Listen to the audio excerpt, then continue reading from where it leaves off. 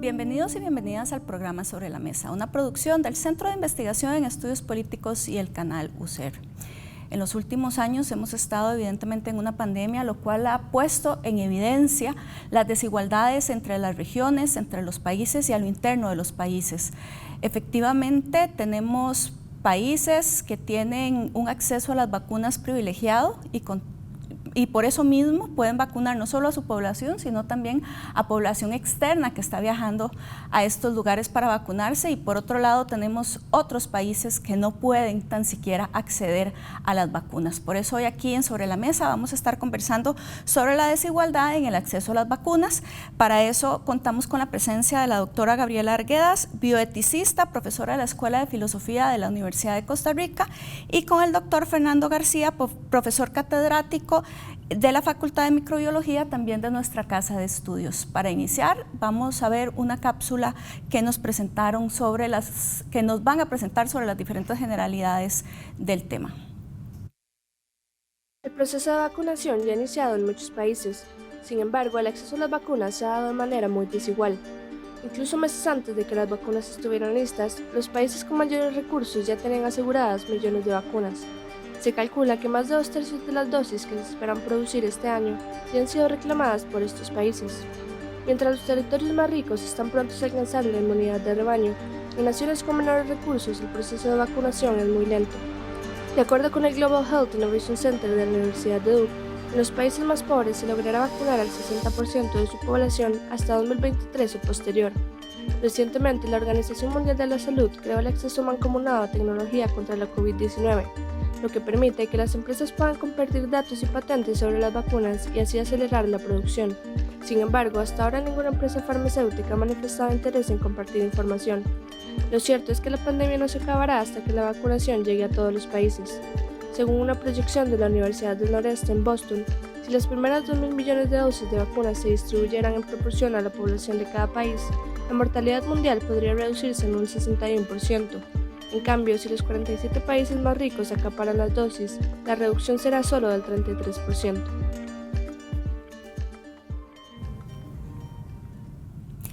Gaby, tal vez podemos iniciar con una pregunta muy general. ¿Por qué es que el acceso a la vacuna ha sido tan desigual? Bueno, primero quiero saludar a todas las personas que nos están viendo y a quienes están organizando el programa.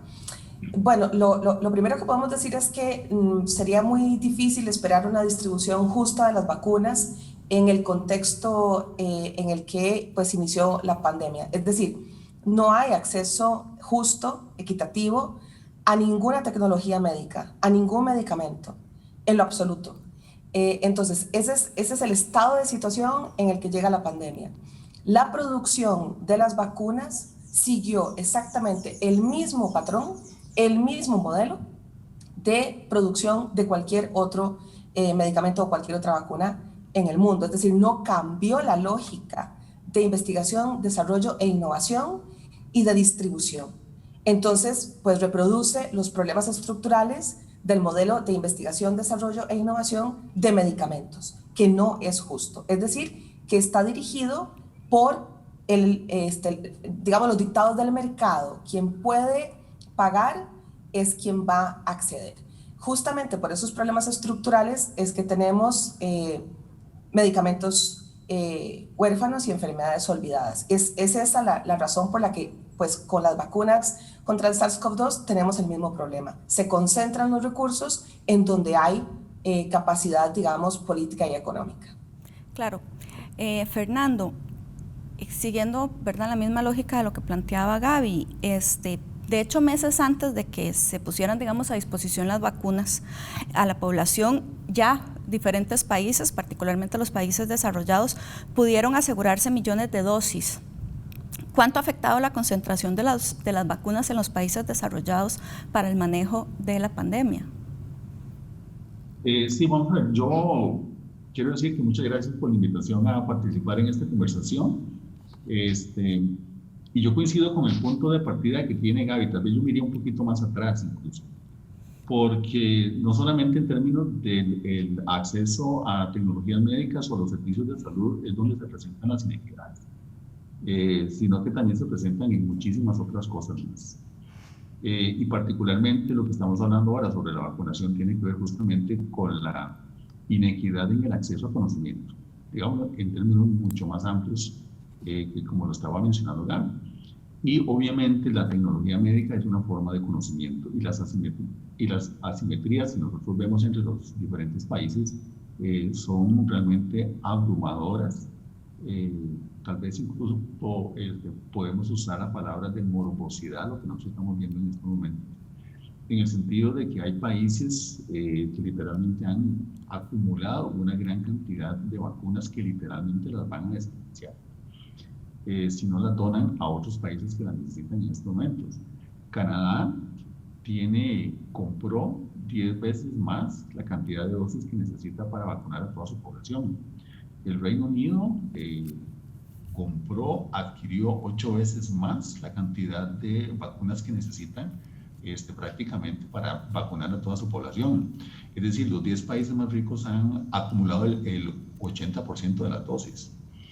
Y esto se refleja, muy bien lo estaba planteando Gaby, por las inequidades que existían de previo a la pandemia. En una conversación que sostuvimos hace poco, Gaby y yo le decía que con la vacuna, sin duda alguna, uno ve una luz al final del túnel para salir de la crisis sanitaria. Tenemos que llegar hasta el final del túnel. Pero lo que nosotros nos vamos a encontrar al final del túnel va a ser una normalidad que posiblemente sea distinta a la normalidad que nosotros la conocíamos de previo. Sin embargo, algunas cosas van a prevalecer. Yo creo que las inequidades, las injusticias y las desigualdades previas a la pandemia van a continuar y posiblemente van a ser peores, sin duda alguna. Entonces, yo creo que esta crisis sanitaria, que desde el punto de vista técnico se puede resolver con la vacuna y con otras medidas importantes, lo que va a dejar, yo creo que sin duda alguna, una sociedad más lastimada, más fragmentada, y en donde los grupos vulnerables van a sufrir mucho más que los países más ricos o que los grupos de poder. Y Fernando, en esa misma línea veíamos unos datos de la cápsula. Según una proyección de la Universidad del Noreste en Boston, si las primeras 2 millones de dosis de vacunas se distribuye, digamos, en proporción a la población de cada país, la mortalidad mundial podría reducirse en un 61%. En cambio, si los 47 países más ricos acaparan las dosis, que es lo que está sucediendo, la reducción solo será de un 33%. Entonces aquí se pregunta, ¿por qué no se tiene una estrategia global, ¿verdad?, que permita luchar contra la pandemia si esto en realidad beneficia a todos los países? El que no se esté vacunando de manera equitativa también le afecta a los países que están comprando y manteniendo, digamos, más vacunas de las que necesitan. ¿Crees que hace poco leí un artículo de un grupo de investigadores en África y plantean un tema que me asustó un poco? Y es el hecho de cómo nosotros valoramos la vida humana y cómo nosotros valoramos la vida de nuestros seres más cercanos, de nuestros compatriotas, y cómo valoramos la vida de la gente que está más lejana de nosotros, en otros países y en otras latitudes. Entonces, yo creo que hay una valoración desigual hacia la vida, y literalmente lo que estamos diciendo es, bueno, vamos a vacunar a los nuestros primero, y literalmente nos importa un carajo lo que pase con el resto. Eso es lo que estamos viendo. Así es como funciona el mundo, así es como funciona la humanidad. En términos de esta vacuna, digamos, para hacerlo como más puntual, más casuístico, pero así ha funcionado la humanidad en los últimos siglos en muchísimos otros temas, y particularmente en los últimos 200, 300 años que se ha dado el proceso de globalización. Entonces, nosotros vivimos en una sociedad global, fragmentada, que lo hemos generado nosotros como seres humanos, en donde de primero estamos nosotros y después está el resto de la gente.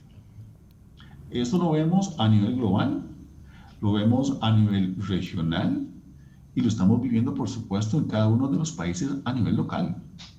De primero estoy yo y después está el resto de los sectores de la sociedad. Gaby, y en esa misma línea igual, si nos beneficia a todas las personas que más gente se vacune, ¿por qué en realidad se está manteniendo este, podemos llamar egoísmo, ¿verdad?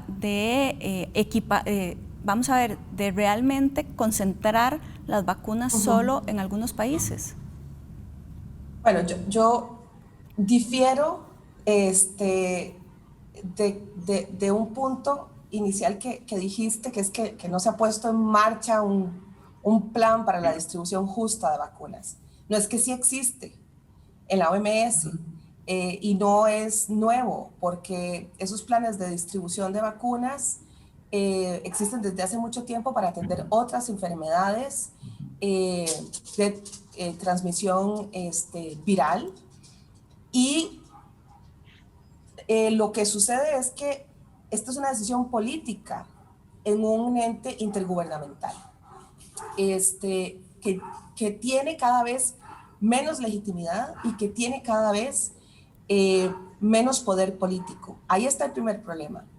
El plan a través de COVAX, que es heredero de otros planes internacionales que se han hecho para distribución de vacunas y medicamentos en situaciones de crisis global. El plan no arrancó o arrancó mal, en lugar de dar un salto, dio un brinquito y ahí murió, porque no contó con el apoyo de los países económicamente y políticamente más poderosos. O sea, dicho de otra manera, hubo un boicot al plan de distribución de vacunas, de producción, compra y distribución de vacunas en el mundo en medio de esta pandemia. Hubo un boicot de parte de potencias porque también hay asuntos de orden geopolítico.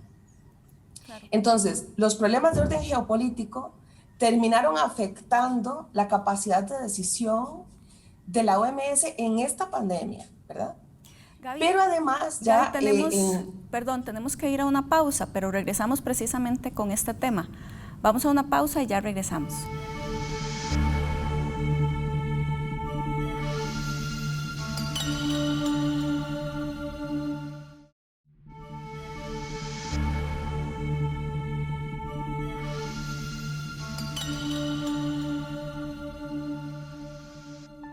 Continuamos en Sobre la Mesa analizando la desigualdad que se está presentando en el mundo con respecto al acceso a las vacunas. Antes de ir a una pausa, precisamente Gaby nos estaba explicando efectivamente que existe el mecanismo COVAX de la OMS, pero bueno, que tiene sus problemas, así que para que continúe Gaby.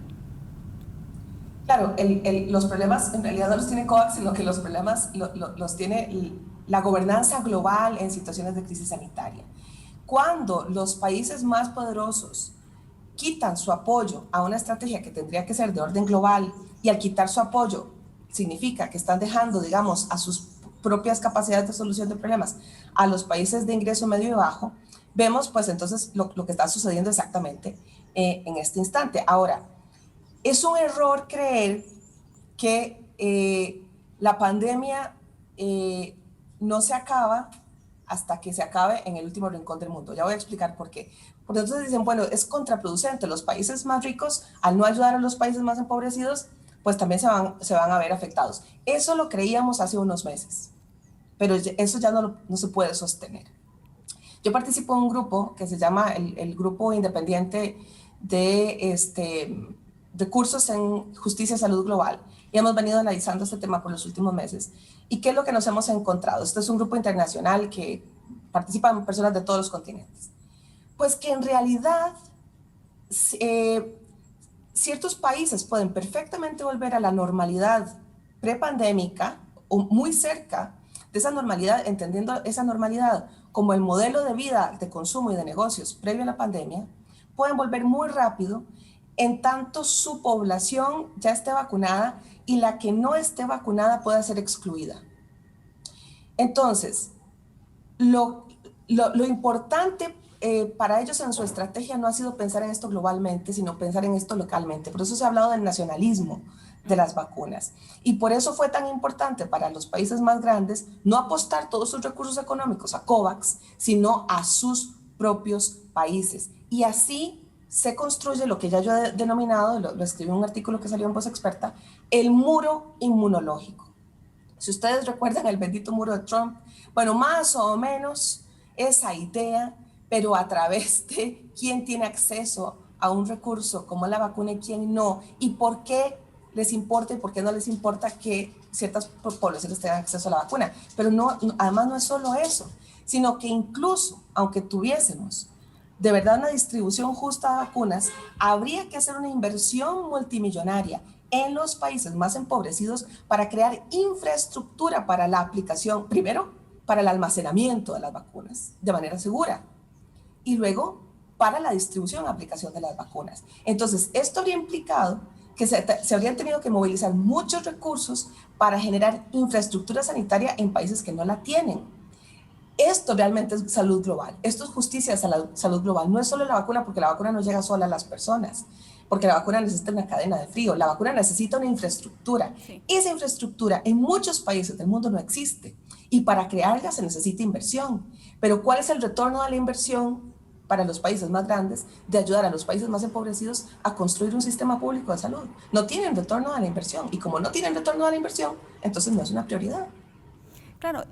De hecho, eso era algo que quería también preguntarle a Fernando. ¿Cuánto está afectando precisamente ese desarrollo desigual de la infraestructura de salud de los países para un avance o no de la vacunación? Porque, bueno, un poco lo que se ha planteado, y bueno, y ya Gaby lo decía, es que no es solo que lleguen, es que hay que aplicar las vacunas, ¿verdad? Hay que, todo el procedimiento que eso implica. Sí, sin duda alguna. Eso que estaba mencionando, Gaby, yo creo que hay gente que ha usado ya otro término que me parece también muy duro, pero me parece que describe muy bien la situación que estamos viviendo. Es un tipo de apartheid. Es un tipo de apartheid donde nosotros estamos viendo dos tipos de personas, dos tipos de seres humanos, los que tienen los recursos y los que no lo tienen. Y eso tiene que ver con un tema estrictamente al azar, que uno no puede determinar que es donde uno nace, literalmente. Entonces, si uno nace en X lugar, a uno le va bien en la vida, y si uno nace mal en otro lugar, pues le va mal. Entonces, lo que nosotros estamos viendo y lo que describe Gaby, sí, hay un término para eso que se llama el apartheid vacunal, para ponerlo de esa manera. Vamos a ver, y lo que mencionaba Gaby en la misma manera, vamos a ver, es una inversión, sin duda alguna. Costa Rica, afortunadamente, tiene una infraestructura en salud muy buena que permite, vamos a ver, una aplicación de la vacuna de una manera correcta. En este caso y en otros casos que se han presentado antes, es decir, la experiencia que tiene Costa Rica en la aplicación de vacunas es excelente.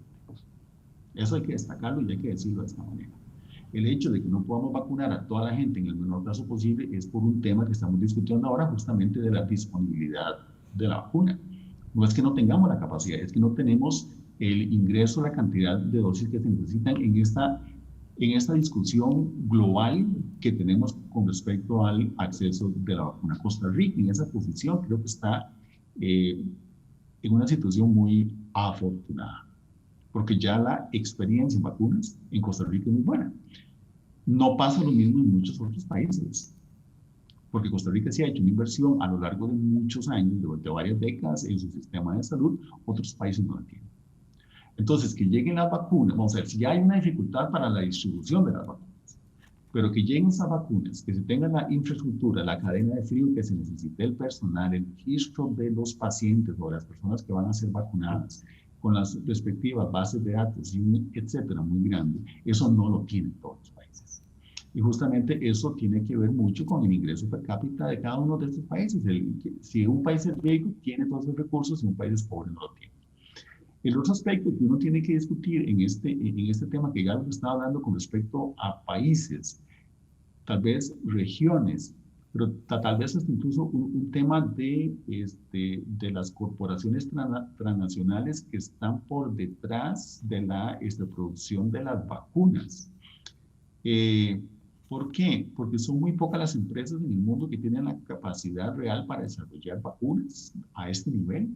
A este nivel ya se han hecho estudios previos sobre la capacidad que tiene el mundo, digamos, ante la situación de una pandemia por el virus influenza. Esto ya se ha venido analizando en los últimos años, cuántas vacunas se pueden hacer, porque se necesitan varios miles de millones de vacunas en muy pocos meses. Eso ya se ha analizado. La capacidad para producir vacunas, yo creo que en el mundo será suficiente hacia finales de 2021, principios del 2022, para poder vacunar a todo el mundo con el COVID, contra el COVID. Es un tema de distribución, es un tema de las asimetrías que estamos hablando. Pero estas corporaciones, lo que se conoce como el Big Pharma, definen sus portafolios de inversiones con base al retorno que van a tener. Claro, pero ahí, Fernando, digamos, ¿cuánto afecta la capacidad de producción, ¿verdad?, en la industria el hecho de que no quieran renunciar a las patentes? Porque de hecho se ha planteado algo, ¿verdad? Porque no se logra, digamos, avanzar un poco en esta línea cuando, buscando, digamos, información, nos encontramos que el financiamiento con recursos públicos para el desarrollo de las vacunas duplica los recursos privados. Entonces, si bien son empresas privadas las que están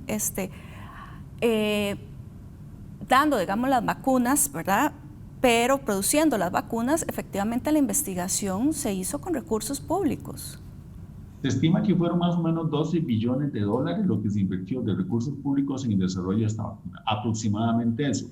Pero para contestar esa pregunta, me voy a poner yo como moderador y quisiera pasarle la palabra a Gaby, porque cuando hiciste la pregunta ella brincó del asiento.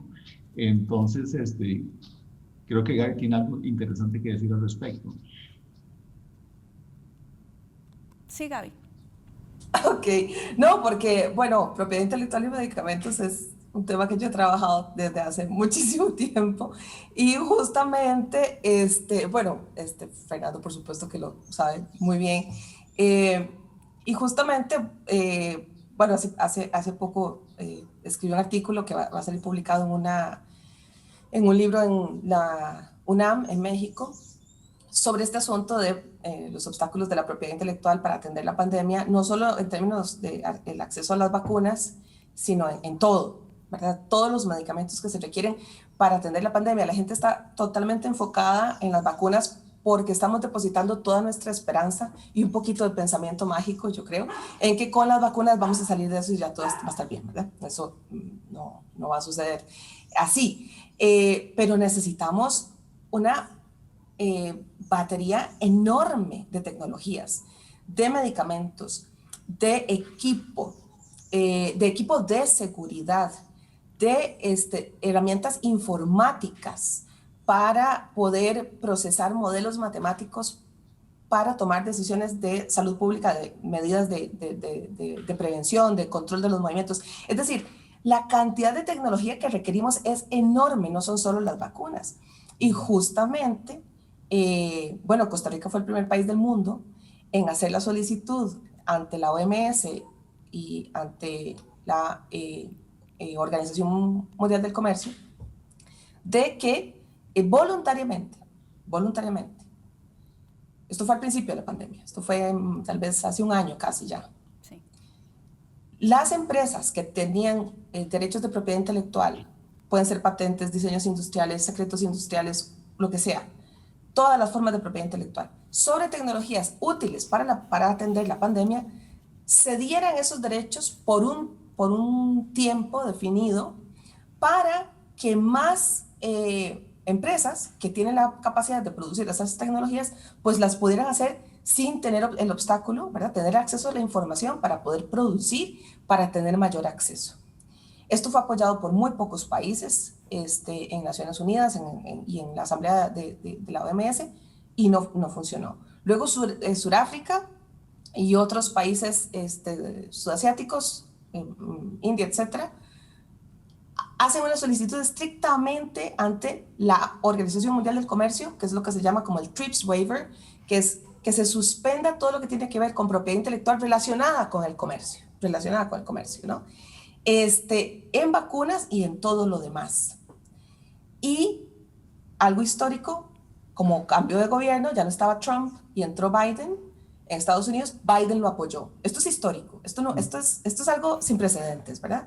En el momento en que Biden apoya la solicitud de suspensión de los TRIPS o ATPICs en español, que son asuntos de propiedad intelectual relacionados con el comercio, en ese instante todas las compañías farmacéuticas productoras de vacunas, de las que estaba hablando Fernando, dijeron vamos a aumentar la producción.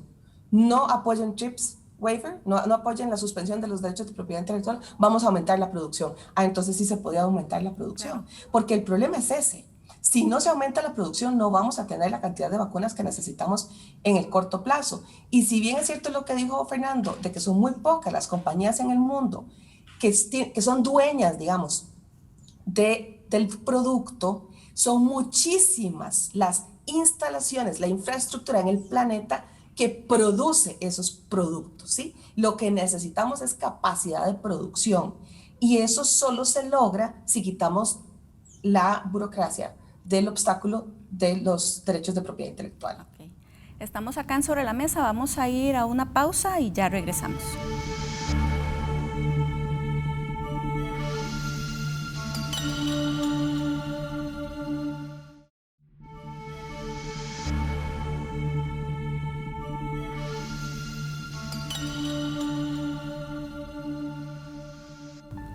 Continuamos acá en Sobre la Mesa analizando la desigualdad en el acceso a las vacunas. Para iniciar este bloque vamos a ver una cápsula sobre datos que nos prepararon para el programa.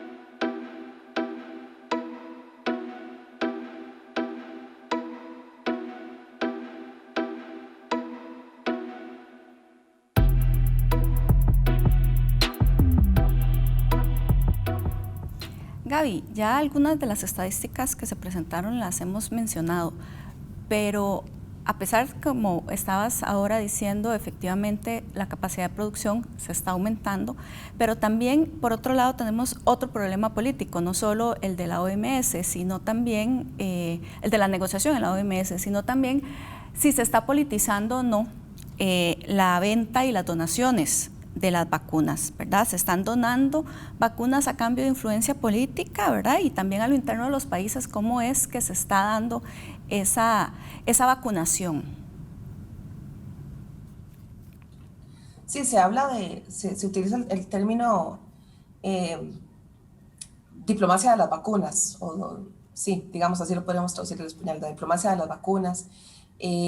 No es nueva, de nuevo, esto también ha sucedido con otras vacunas y con otros tipos de situaciones en emergencias de salud globales o en crisis humanitarias, ¿verdad? Desde la, no sé, donación de alimentos, etcétera. Es decir, en términos históricos y políticos, no existe, como aprendí yo cuando trabajaba en la empresa privada, la frase, no existe almuerzo gratis, ¿verdad? Es decir, todo se cobra, tarde o temprano. No hay altruismo absoluto, y menos cuando estamos hablando de un Estado donándole a otro Estado en una situación de emergencia, ¿verdad? Por supuesto que después se va a esperar algún tipo de agradecimiento, ¿verdad? Lo que sí pasa es que en este momento con la producción y distribución de las vacunas es demasiado obvio, ¿verdad? Que hay un uso geopolítico con intereses geopolíticos, ¿verdad? De las vacunas, y es que es como muy marcado, ¿verdad? Los principales productores de las vacunas contra el SARS-CoV-2 están o en Estados Unidos y Europa o en Rusia y China, ¿verdad? Es que parece como una caricatura. ¿Y dónde se están concentrando las vacunas producidas en China y en Rusia? En el sur global. ¿Dónde se están concentrando las vacunas producidas por Europa y Estados Unidos?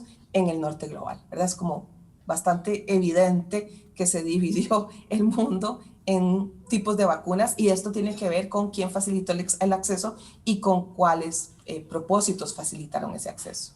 Y en esa misma línea, ¿qué tendría entonces uno que plantearle con respecto a la cooperación internacional? Porque bueno, hablando de Centroamérica, ha tenido evidentemente un acceso desigual a las vacunas.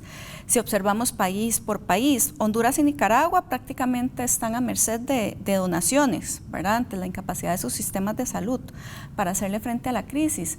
¿Será que históricamente la cooperación internacional no está preparada para hacerle frente a eventos como este? Gaby. Bueno, yo diría que también Fernando debería responder esta pregunta, pero rápidamente lo que yo podría decir es que,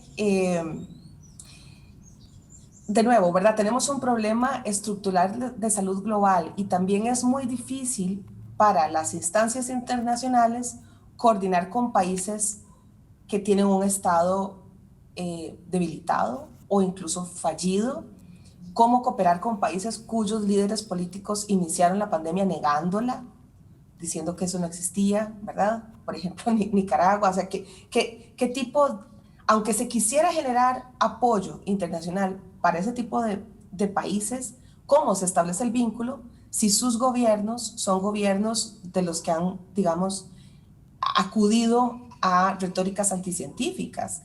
Esto nos pone en un problema. Hay una situación que hay que discutir sobre la cooperación internacional en materia sanitaria, pero también hay asunto que discutir sobre cuáles son las condiciones básicas que un Estado requiere para poder recibir cooperación internacional. Pero en el caso de Nicaragua sería prácticamente imposible haber cooperado a tiempo, dado que tienen un gobierno que, bueno, en términos sanitarios es un desastre. Sí. Fernando, y entonces, ¿para qué nos está sirviendo el multilateralismo? Porque bueno, bien ya lo decía Gaby, que lo que planteó la OMS no dio, digamos, los resultados esperados. En cooperación internacional sigue estando muy ligado a los intereses geoestratégicos, cuando se supondría que son estos mecanismos los que van a colaborar para que los países menos desarrollados tengan un acceso a las vacunas y, bueno, y en general a medicamentos. Sí, yo creo que desafortunadamente esto está como que con la ley de la selva de que sálvese quien pueda. Literalmente lo estamos viendo de esa manera. Ahora, en lo que estaba mencionando Gaby, con la distribución geopolítica de las vacunas, también eso tiene que ver de una manera muy interesante con la aprobación internacional por las agencias de las vacunas. Sí. Es decir, es algo sumamente interesante cómo las agencias occidentales no aprueban las vacunas chinas o rusas, que justamente es el parámetro que tiene Costa Rica para aceptar una vacuna en el país. Costa Rica yo creo que ha mantenido un nivel de exigencia muy alto para el acceso a las vacunas. Pero para contestar tu pregunta, Marcela, justamente yo creo que aquí hay un tema de que como lo mencionaba al principio, y como se dice popularmente en Costa Rica, de primero mis dientes y después mis parientes. Es decir, cada uno de nosotros, cada país y cada grupo dentro de cada país está velando por sus propios intereses antes que por el colectivo. Lo estamos viendo en Costa Rica, lo estamos viendo en las regiones. Es decir, nosotros estamos discutiendo muy fuertemente, y eso fue lo que pasó en estos días en la Asamblea Legislativa, cómo se distribuye la vacuna entre los grupos que tenemos en Costa Rica, pero discutimos muy poco lo que está pasando en Centroamérica y cómo nosotros en principio como costarricenses les podríamos ayudar a los centroamericanos. Nosotros no lo estamos pensando, no, nunca de esa manera en particular. Entonces parecía ser que estamos con la ley de la selva. A ver quién y de qué manera lo resuelve cada país con sus alianzas estratégicas, geopolíticas y sus relaciones internacionales cultivadas a lo largo de los últimos años. Fernando, y eso es lo que nosotros estamos viendo en estos momentos.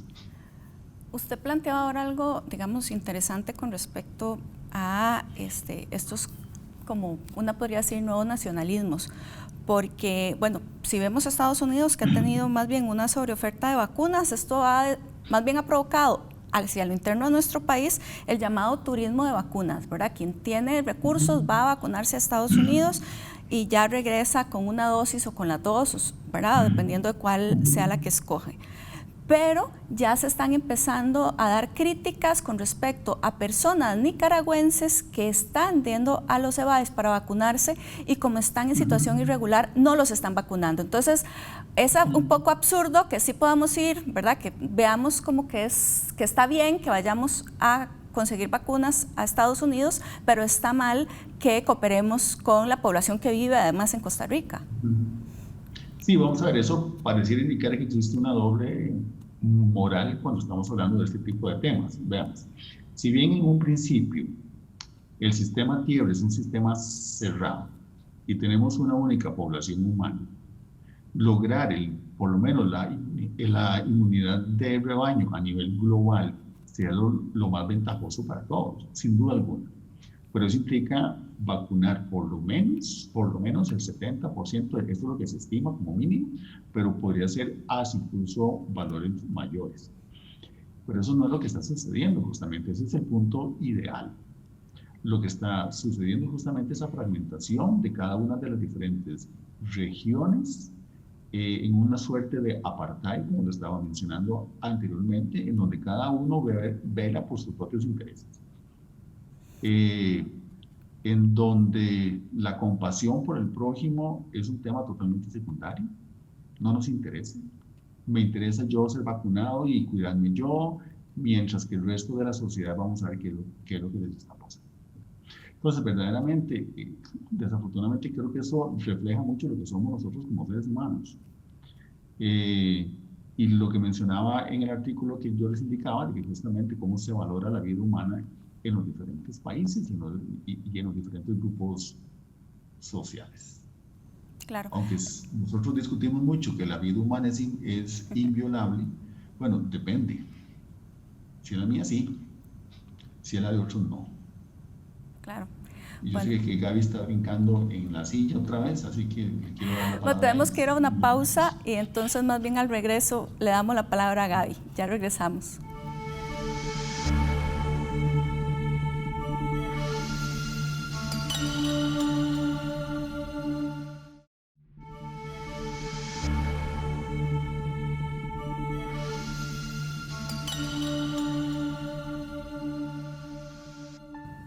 Continuamos acá en Sobre la Mesa analizando el tema de la desigualdad en el acceso a las vacunas. Antes de ir a una pausa estábamos hablando un poco de esa doble moral que se está planteando con respecto a que está bien que las personas viajen a vacunarse, pero no está bien que vacunemos a personas en condición irregular en nuestro país. Y bueno, Gaby también quería referirse a esto. No, muy brevemente, yo creo que hay que tener cuidado en hacer las distinciones. Costa Rica no puede recibir turismo de vacunas, no tiene con qué, ¿verdad? El Estado costarricense, en virtud de la Ley General de Salud y de la Constitución de la República, sí tiene la obligación de proveer las vacunas a las personas que habitan este territorio. Entonces, lo que hay que demostrar es arraigo. Una persona migrante en situación irregular, pero que tenga arraigo, que vive aquí, que trabaja aquí, tiene derecho a acceder a la vacuna sin que tenga el riesgo de que lo vayan a deportar o algo así, ¿verdad? Lo que hay que buscar es la manera de regularizar la situación migratoria de las personas que viven aquí y que vienen de otro país. Pero sí sería muy problemático que de repente tuviéramos la presión, digamos, de otras personas en Centroamérica de querer vacunarse acá. ¿Y por qué es problemático? Porque no tenemos cantidad de vacunas. Porque no las tenemos. No es comparable con ir a vacunarse a Estados Unidos, porque Estados Unidos justamente se volvió un país acumulador de vacunas porque eso le sirve en términos de economía, no solo para vacunar a su población, sino para abrir el negocio del turismo de vacunas, ¿verdad? Entonces hay sobreabundancia de vacunas, pero nosotros aquí no tenemos sobreabundancia de vacunas. Entonces los criterios para el acceso a las vacunas son completamente distintos aquí que en Estados Unidos. Gaby, y también no solo con respecto a esto, ¿verdad? Evidentemente no tenemos suficientes vacunas, ¿verdad? Como en Estados Unidos, como bien lo decías, como para hacer este turismo de vacunas, pero también a lo interno. ¿Es realmente justa la priorización que se está haciendo, verdad? Por rango de edad, por factores de riesgo, ¿verdad? Cuando ya se tiene claro que también una persona joven sin factores de riesgo puede terminar en la UCI y morir, ¿verdad? ¿Cómo, vos que trabajás el tema de la ética, ¿verdad? ¿Cómo lograr ahí una solución que sea, digamos, más adecuada? Bueno, hay que tener cuidado también con eso, porque para poder de verdad afirmar si las políticas de asignación de las vacunas en el país son justas o no, pues hay que revisarlas. Y el asunto es que no ha sido fácil el acceso a la información durante la gestión de la pandemia, ¿verdad? Digamos, la crítica que yo le podría hacer al gobierno es que no ha sido de los más transparentes. Es más fácil encontrar documentos sobre gestión de la pandemia en Estados Unidos que aquí. Es mucho más accesible, yo puedo encontrar cuáles son las políticas para hacer triage en unidades de cuidados intensivos en los hospitales en Estados Unidos, eso está disponible públicamente, los puedo bajar, analizar, estudiar, y aquí es casi imposible realmente tener acceso a esa información de manera pública, sin tener que llamar a un amigo y decir, mira, pásame el documento. Hay un problema de transparencia. Para poder evaluar hay que revisar qué es lo que dice esa política. Ahora, es imposible tener un plan de vacunación sin tener un plan de priorización. Es imposible, a no ser que caigamos en un caos de decir, bueno, vamos a vacunar a toda la gente que vive en Heredia y, ¿verdad? Y filas de 6 kilómetros. Tiene que haber priorización, y la priorización tiene que hacerse con criterios objetivos técnicos. Si el objetivo es bajar la mortalidad lo más rápido posible, entonces hay que vacunar a los grupos poblacionales de acuerdo con factores de riesgo, incluyendo la edad, etcétera, donde se sabe, por la información que tenemos, que es donde se acumula la mayor tasa de mortalidad, ¿verdad? Entonces, eso es muy importante. Lo que sucede es que desearíamos que el plan de vacunación avanzara más rápidamente para que ya fuera llegando a personas que están en los grupos donde la tasa de mortalidad es más baja. El hecho de que la tasa de mortalidad sea baja en esos grupos no significa que no tengan el riesgo de enfermarse y morir, por supuesto que lo tienen, pero no podemos ir tan rápido para llegar a esos grupos justamente porque no tenemos la cantidad suficiente de vacunas, ¿verdad? Entonces, yo diría que ahí el plan de vacunación no es que no sea justo, sino que no va lo suficientemente rápido como quisiéramos, y no va lo suficientemente rápido porque no tenemos con qué vacunar, ¿verdad? Necesitamos todavía, y eso que Costa Rica va muy bien, y eso sí hay que reconocérselo al gobierno, sobre todo a la Comisión Nacional de Vacunas y al Ministerio de Salud, que fueron de los primeros países de América Latina en comenzar negociación paralela y no esperarse solo a COVAX. Y hay que felicitar al gobierno por haberlo hecho así. Y a propósito, Fernando, de la comparecencia del ministro de Salud en la Asamblea Legislativa, ¿verdad? Y todos los cuestionamientos sobre el proceso de vacunación, ¿qué otras medidas, ¿verdad?, se podrían haber tomado, ¿verdad?, por parte de las autoridades para garantizar una vacunación rápida y eficiente, ¿verdad?, ligado a lo que estaba diciendo Gaby, efectivamente que no ha sido tan rápida como tal vez la ciudadanía está esperando? Vamos a ver, es que es una situación muy complicada como lo hemos estado discutiendo. En el momento en que se decide hacer la compra de vacunas, estamos hablando en el segundo semestre del año pasado, para el año 2021, en esa competencia global por acceder a las vacunas, se tiene que hacer una suerte de apuesta por las posibles vacunas que vayan a desarrollarse, porque eran vacunas que estaban apenas en fase 3 de investigación. Y vean que las aprobaciones que se han dado a estas vacunas que estamos usando, en el caso de Costa Rica, son vacunas que se contrataron, digamos, antes de ser finalizados los estudios de fase 3. Eso implica un riesgo, claro, pero era un riesgo relativamente disminuido, menor, porque se estaba apostando por las empresas tradicionales que usualmente hacen esos procesos de vacunación o del desarrollo de las vacunas. Vamos a ver, y es que es una vacuna nueva, no es una vacuna que estaba disponible. Claro. Es una vacuna completamente nueva y que tiene que ser validada científicamente. Entonces, literalmente, es como ir en un carro manejando a 100 kilómetros por hora y hacer cambios de llantas en esos momentos. A veces eso lo hace es sumamente complicado porque hay que estar tomando las decisiones conforme se va generando nueva información, nuevo conocimiento. Entonces, no es una decisión absolutamente nada sencilla. Creo que técnicamente se hizo de la manera correcta, de una manera conservadora, vamos a ver, conservadora en el buen sentido de que es una decisión que se tomó con las condiciones estrictas y me parece que fueron las correctas de tomar las vacunas que iban a ser más seguras. Y eso creo que el Ministerio de Salud y el Sistema de Salud de Costa Rica lo ha manejado de la manera correcta. Ahí yo no tengo ninguna crítica que se le pueda hacer. Realmente en esa forma en que se hizo la selección de las vacunas, científicamente eso estuvo bien hecho. Yo creo que esa fue la manera correcta en que el Ministerio de Salud tomó las decisiones. Podemos discrepar de la estructura de los grupos, podemos discrepar de cómo se distribuye la vacuna, podemos discrepar, vamos a ver, pero esa decisión inicial creo que fue un acierto político basado en evidencia científica de cómo se tiene que tomar una decisión. Y posiblemente ese es el contraste que nosotros vimos cuando el señor ministro de Salud fue a visitar la Asamblea Legislativa. El contraste que tenemos nosotros entre datos, hechos, información científica en la forma de toma de decisiones versus lo que vemos usualmente en nuestra sociedad de un montón de opiniones que simplemente se basan en lo que yo creo y no necesariamente en la evidencia científica. Entonces, en ese sentido, la forma, y quiero ser enfático en esto, la forma en que se seleccionó la vacuna por parte de las autoridades de salud de nuestro país fue hecho de la manera correcta. A pesar de que tenemos vacunas con tecnologías que nunca antes se habían usado en seres humanos, como es el caso de la vacuna con base en el ácido ribonucleico viral. Y Fernando, eso fue un acierto. Sí. Fernando, ¿podemos ser optimistas con respecto, digamos, al impacto que puede tener esta vacuna para controlar la pandemia si no se vacuna de manera equitativa?